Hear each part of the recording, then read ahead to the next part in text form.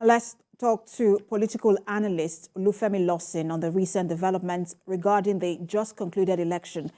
Good to have you join us. Good afternoon, Precious. Good afternoon. So we had about 28 election in about 28 states. That's a governorship election. 24 has been declared. 2 states, Abia and Enugu, suspended. 2 declared inconclusive. That's Adamawa and Kebbi.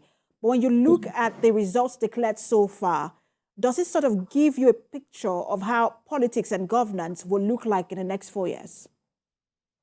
Definitely, you see, a lot of states where these elections have been held, majority of the states, 28 out of our 36 states, what I've been saying as the outcome, in most cases, have been a verdict on the performances of the various political parties that has either won or lost election in these states. It was what we witnessed on Saturday ordinarily is beyond just selecting leaders. Like I said, it's a verdict of the people on their expectations from some of these new political parties that are beginning to win election in those states, or some of those parties whose mandate have been renewed in those states. And it is going to have a very far-reaching effect on what becomes the fortune of these states in the next 4 years, where these new governors are going to be in the reign of leadership across the state. So definitely it is going to have its impact on what becomes the fortune of the various states in the next 4 years.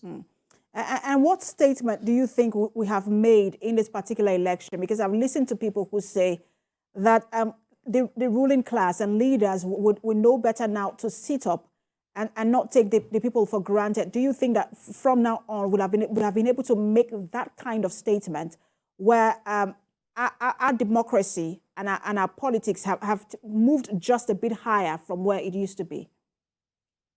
Yeah, it's not yet Uhuru. We are not yet at that point where we can say in the overall that we have gotten to the point where, election becomes, a total assessment of the performance of leadership. It is still a long journey, because when you consider how nascent our democracy is, you realize that there are still a lot of factors that are at play in our elections, which makes it totally impossible to access the victory of otherwise of political parties or their candidates in an election on the basis of performance. That nonetheless, we have also seen situations whereby performances have been rewarded in this election. Let us cite the instances of states where during the presidential election, some political parties candidates won in those states. But rather than expecting a bandwagon effect, what we witnessed during the governorship election were different. A case of Oyo and Ogun State, where during the presidential and National Assembly election, the governing APC won virtually all the National Assembly positions in Oyo State, won the presidential election in Oyo State. But last Saturday proved otherwise, because the governor, based on the assessment of his performance by the people of Oyo State, was returned in a landslide victory, same as members of the State House of Assembly. If you look at Ogun State, you look at the performance of the governor, despite the criticisms and opposition, seems to have been the reason why the people of Ogun State have chosen to return, because if it is on the basis of what you hear in the media and some of these things you see on the social media, and if you go to Bauchi State, the contest was so deep that ordinarily a lot of public opinion didn't favor the incumbent returning. So what we are saying is that performance will also be part of those key indicators to who becomes elected or not in our future elections. Though, like I said, other factors are currently at play, but performance of various elected public officials are beginning to become a factor, or one of those factors, rather, that people are now considering in electing leaders or sending them out. Mr. Lawson, there's still a gap in the attention we pay to the the legislative elections, whether it's the National Assembly or the State Houses of Assembly, especially the State Houses of Assembly. What impact will that have, and how do we begin to correct that?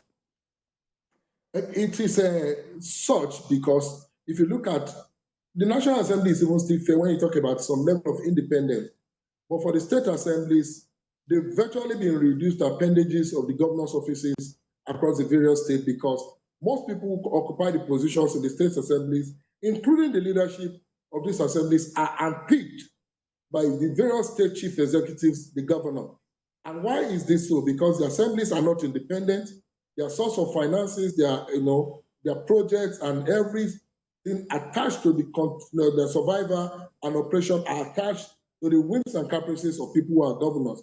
But with the various reforms that are being experienced now, with the recent amendment signed a few days ago by President Buhari, and some other amendment that we think should be proposed into our constitution, the assemblies will begin to become independent to the extent that candidates who are elected into the assembly now become answerable to their constituents rather than the governor at the center.